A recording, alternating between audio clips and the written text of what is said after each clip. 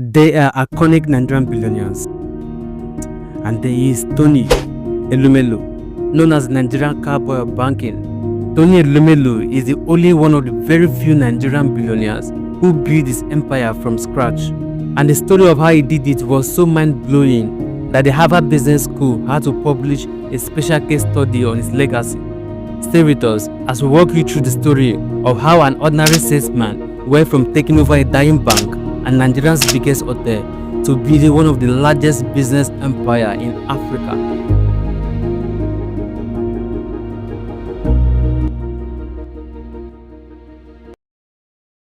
Born on 22nd of March 1963 in Jos Plateau State to Susan and Dominic Elumelu, his family is originally from Aniocha Oko in Delta State. He grew up with 4 siblings, including Ndudu Elumelu, who served as a minority leader in Nigerian parliament.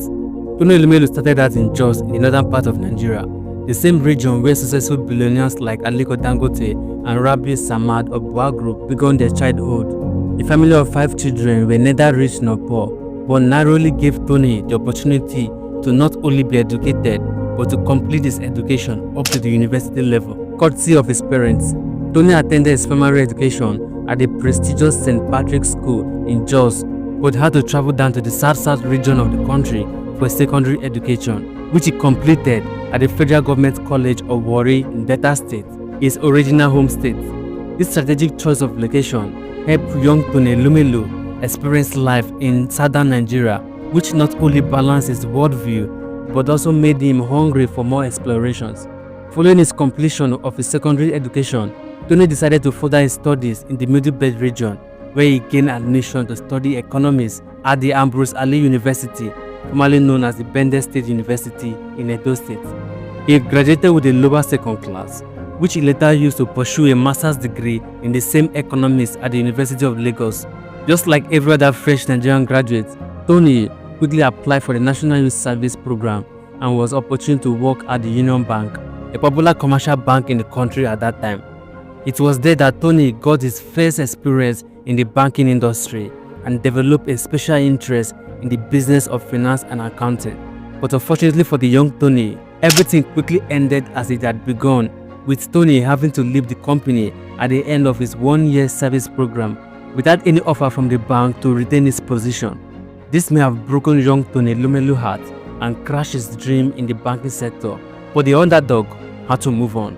Unable to secure another role in any of the commercial banking giants, Tony ventured into the marketing industry as a copier salesman. Working as a sales representative, he brokered deals for office equipment, promoting and selling printers and photocopiers to offices. According to Tony Elumelu, he was no different from the thousands of the young Nigerian graduates at that time, characterized by their hunger, youthfulness and eagerness to succeed at all costs. However, the days of Tony's street hustle soon came to an end when a commercial bank, the All-State Trust Bank, opened a job application portal that focused on hiring young university graduates. Around this time, Tony had already obtained his master's degree and felt very qualified for this new job opportunity, except that there was one problem. It was stated in the details of the vacancy offer that in order to be eligible as an applicant, the individual must meet a special academic requirement of having graduated with a minimum second-class upper in their bachelor's degree. This was an immediate disqualification for young Tony, who did not meet up the stated academic requirements despite qualifying in every other aspect for the role. According to Tony, he realized that this was a once-in-a-lifetime opportunity for him to finally get into the profession he has always admired and was better aligned with. So he picked up his pen and began to fill the application form, refusing to be hindered by the limitation of the job requirements. However, in the course of writing his cover letter, Tony did something special. He admitted being aware of his non-qualification for the job role, but added a few words in assurance that reads, "I know I may not have met the qualifying criteria for the advertised roles, but I'm intelligent, driven, ambitious, and I'll make the bank proud. My 2.2 degree does not demonstrate the full extent of my intelligence and ability, and I know I can do so much more. If you give me the chance, I will prove myself." Tony believed that there was no harm in trying and submitted his application to the bank. And to his surprise, the bank sent him a reply inviting him for the screening process among hundreds of other graduates who were also selected. Thanks to an incredible stroke of luck, the end of the screening process saw Tony landing his first real banking as an entry-level analyst at the All-State Trust Bank, where he fully kicked off his banking career. Tony understood the weight of the golden opportunity that has been given unto him and took it upon himself to spend every day proving his worth. Most importantly, he didn't want to let the bank chairman and CEO down, who had personally reviewed his cover letter and decided to give him a chance. With several motivations pushing him to outdo himself, Tony soon earned a reputation in the bank, and just within 12 months of joining the firm, he went from being a data analyst to a branch manager. A quick career growth like that had never been seen before in the banking industry, as Tony Elumelu was just 27 years old when he was appointed to this critical role. Later on, Tony would extend his gratitude to his bosses at that time, who didn't fail to notice his hard work and commitment, while also trusting him to the level of assigning a branch to him. But that was only the beginning of the records Tony would be setting in the banking industry in Nigeria. His new position opened him up to several leadership opportunities, so that in 1997, the bold young man left the All-State Trust Bank, leading a team of determined visionaries to take over a struggling bank, the Crystal Bank, known today as the Standard Trust Bank. Although now defunct, the stakeholders of the troubled bank believed that they were disembarking from a sinking ship, and then let Tony acquire the financial institution at a distressed sale, placing Tony Elumelu at the position of a CEO at just 34 years old, the youngest of any Nigerian bank at that time. Tony, however, saw something else in the bank and was determined to not only make his money back, but also build a business empire from there. And with the future of the bank now lying in his hands, Tony and his team renamed the bank to Standard Trust Bank and began engineering a 3-tier strategic plan to re-establish the firm. The plan entailed 1. Revitalize the struggling bank and restore profitability. 2. Elevate the bank into one of Nigeria's top 10 financial institutions within 7 years. And 3. Further grow Standard Trust Bank to become one of the top 3 banks in Nigeria by the 10th year. The comeback strategy may have seemed a bit too optimistic, but Tony and his team quickly went to work, investing their various experiences and skills into making Standard Trust Bank work again. The world came to realize that Tony and his team were not bluffing after all, as the next 7 months saw the Standard Trust Bank team move the bank from a mere 6.49 million naira to over 473 million naira in revenue. This was a testament to Tony Elumelu's leadership prowess, earning him a spotlight in the banking industry at a time when the sector contained over 120 commercial banking brands, and also a period when the sector was experiencing a boom following several deregulation trends. Now you may ask, where is Standard Trust Bank today? Following Tony's acquisition of the bank in 1997, by 2000, the bank was already on its feet, and by 2004, Standard Trust Bank had become one of the top 10 banks in Nigeria, achieving a second-tier objective ahead of time. In 2005, the final objective came earlier than expected and was realized through a merger with the United Bank of Africa in what was considered the biggest merger in sub-Saharan Africa at that time. Tony led this new company under the name UBA, which is now nothing below the top 3 financial banks in the country. Before this merger occurred, Tony had recharged his business skills in enrolling in Harvard Business School for the Advanced Management Program to prepare himself for what was forthcoming. Having completed this objective for his former enterprise, which resultantly led him to heading a new bigger entity, Tony knew that this was not the climax for him and that he would not be settling there, at least not yet. The UBA boss decided to initiate another 3-tier strategic intent for the bank, which focused on expanding into the continent and global space, having conquered the Nigerian market. Talking about how he was able to pull off this plan, like no other financial institution in Nigeria, Tony remarked that he and his team were always stretching themselves, making sure that they were making big and audacious moves that would give them an advantage in the competitive sector. The billionaire admitted that fulfilling one objective would give them the energy and impetus to go for the second, and accomplishing the second will further provide the energy and inspiration for the third. Through this means, all three phases would be completed sometime before schedule, allowing them the freedom to explore new targets. Today, the United Bank of Africa has not only established its branch across 20 African countries, but has also planted its roots and branches across the global scene, from London to Paris and New York, being the only African bank that operates in the United States. In 2010, the banking mogul was forced to come down as the CEO of the publicly traded bank after the new policy from the Central Bank of Nigeria limited the executive term of a bank CEO to a maximum of 10 years. Tony claimed that this policy change inspired him to think more widely and take advantage of other opportunities instead of letting it affect him negatively. However, he still actively heads the institution board of directors as the largest shareholder with a whopping 7% ownership in the bank. Following his retirement from this executive role, Tony founded a family-owned investment firm known as Hess Holding and began investing in several sectors. Hess Holding owns a 45% in OML 17, previously held by Shell, Total and ENI. The OML 17 is located in Port Harcourt region and it includes a set of 15 on-shell wells, including 6 active wells and related oil infrastructure. Another of Tony's most significant moves was a full-force venture into the hospitality industry after several years of silent investment in the sector. The elephant in the room was the Transcorp Hilton Hotel, which he took over in a controversial manner from the then chairman Femi Otedola. Transcorp shares.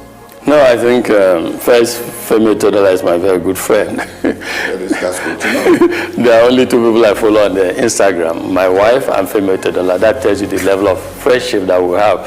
And it's a man You got to follow Arise. Yeah. You have to follow Arise. Okay, I will consider that my team will advise. But he's a man I admire and I respect, and he's a friend. In fact, we actually call ourselves brothers. So I welcome Femi's, I call him FO or Otedola.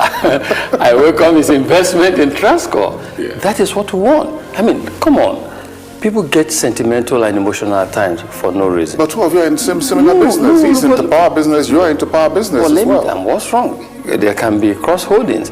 You know, abroad, or even in Nigeria, we go on international roadshows. What do? We go talk to investors to say, please come and invest in our companies. I'm happy to see an indigenous active investor community. According to Otedola, Tony had earlier sought financial support from him during the acquisition of UBA, which Otedola had rendered through the purchase of shares worth $20 million. Although the share price appreciated much later, Tony Elumelu persuaded his colleague to retain his shareholdings, citing promising future prospects. By 2007, Femi Otedola had become the chairman of Transcorp Hilton, holding a 5% stake in the firm. Unbeknownst to him, Tony Elumelu was quietly increasing his shareholdings in the same company so that when some financial difficulties plagued Otedola in 2008, Tony quickly acquired his colleague UBA shares, including the share he also owned at the African Finance Corporation as the largest shareholder. Around this time, Otedola was approached by a colleague who indicated that an American firm was interested in buying its shares in Transcorp, which he agreed to sell, only to discover that the supposed American firm was in fact Tony Elumelu, his colleague. This revelation led to Otedola's resignation as the chairman of the hotel and a full-blown takeover of the hotel by Tony Elumelu, as he is now currently chairs the Transcorp Group. Tony Elumelu holds a controlling 22.2% of Transcorp Nigerian PLC, a leading diversified conglomerate that has its interests in hospitality, agriculture, oil production, and power generation. The company owns brands such as Transcorp Hilton Hotel in Abuja, Transcorp Power, and Transafam Power. Transcorp, through its power company, has the highest generating capacity through its 2,000 megawatts of electricity in the country. Its 22.2 shares of Transcorp, that is 5.7 billion naira shares held in private capacity, with the rest held via Heirs Holding, makes him the single largest individual holder worth 30.7 billion naira as of 2013. Now let's talk briefly about Tony's interest in non-profits. My wife and I created the Tony Elumelu Foundation in 2010. Today, the Tony Elumelu Foundation has trained over 1.5 million young African entrepreneurs. We have disbursed $100 million to 20,000 beneficiaries who have gone on to create over 400,000 jobs across Africa. We believe not only in financially empowering these young Africans, but also in training them and in providing mentorship for them.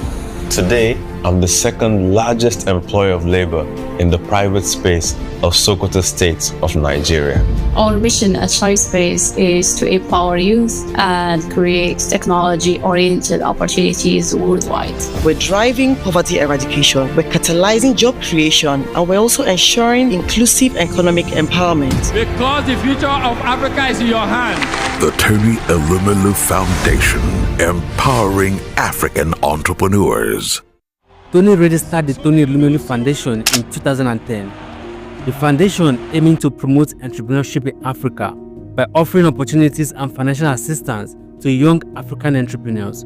His philanthropy is firmly grounded in his Afri-capitalism philosophy, which was introduced by him because he sees Africa's private sector as the key to long-term economic prosperity and social wealth in the continent. Through this foundation, over 20,000 young African entrepreneurs have accessed a funding pool totaling $100 million, and more than 1.5 million young Africans have been reached through its digital medium. While still establishing and managing several businesses at the age of 61, Tony Elumelu has accrued a net worth of over $700 million and is certainly not a newcomer at a luxurious lifestyle. He owns several high-end cars, an exotic mansion at Ikoyi, Lagos, an art collection possibly worth millions of dollars, and one of the most expensive private jets in the country, the Dassault Falcon 7S, purchased for close to $60 million. And while other lovers of Afrobeat music may buy tickets to see their favorite artists, Tony is known for paying his favorite artists to come to see him and perform at his family parties. According to those around him, he is such a great lover of parties and music, so much so that Spotify had to make his own playlist. But one of the things he had repeatedly admitted loving above everything else is family. Tony is a father to 5 children, including triplet girls, all given to him by Vivian Awele, his wife and partner, whom he married in 1993. Tony also has interest in healthcare. He has a company called Avon Medical Business, managed by his wife, Dr. Awele Elumelu, and Havon HMO, and health insurance firm led by Simbo Ukwere.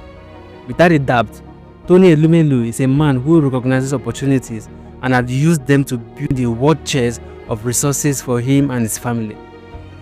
Today, the business mogul is bringing most of his investment home through Heirs Holdings, hoping to establish a family legacy that would transcend him.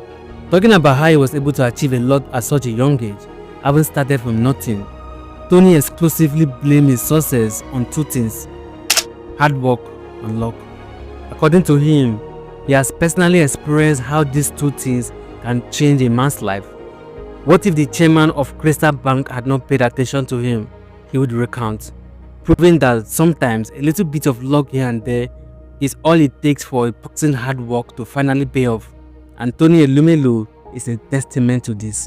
Writing about his accomplishments, Tony said, "I was hardworking, energetic, creative, and prioritized getting things done. But it was also good fortune that my bosses, Tony and King Johnson, and a BTME took notice and then believed in me. They took a chance on me by appointing me as a branch manager after an incredible short time in the bank. They recognized in me the raw materials needed to make a good leader and were prepared to invest in me and my abilities. My rise to branch manager within a short period of time is a great story, but I know in my heart I was lucky as well as deserving. Thank you for watching. If you find this video helpful in any way, do it to like this video as well as subscribing to our channel so you will get updates when we upload subsequent videos. See you in my next upload. Cheers.